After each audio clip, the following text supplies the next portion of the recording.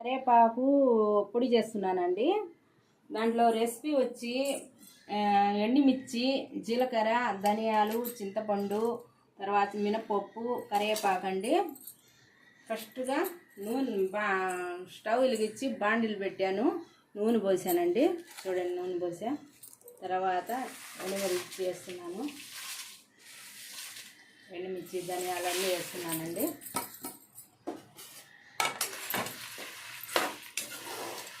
తర్వాత కరివేపాకు వేస్తున్నానండి. తర్వాత మినపప్పు కూడా వేస్తున్నానండి.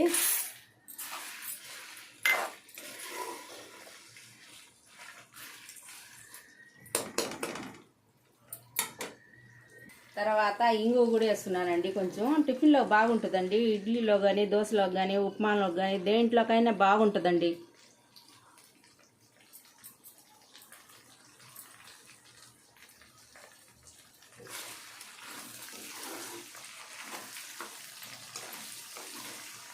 చూడండి, బాగా మినపప్పు కూడా ఏగిపోయింది, బాగా ఏగిపోయిందండి.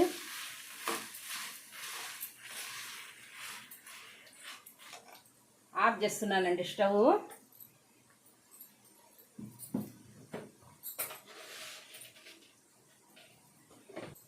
సరిపడినంత ఉప్పు వేస్తున్నానండి, కళ్ళు ఉప్పు వేస్తున్నాను. కొంచెం చల్లారాలండి. చల్లారిన తర్వాత మిక్సీలో వేస్తానండి. చల్లారిందండి, కరివేపాకు పొడి మిక్సీలో వేస్తున్నాను.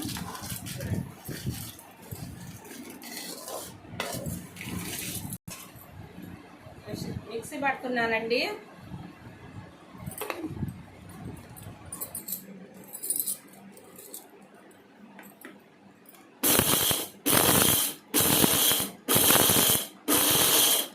మిక్సీ పట్టేసానండి. తెల్లగడ్డలు వేసుకుంటున్నానండి. మరింత వేసుకుంటే చాలా టేస్ట్గా ఉంటుందండి.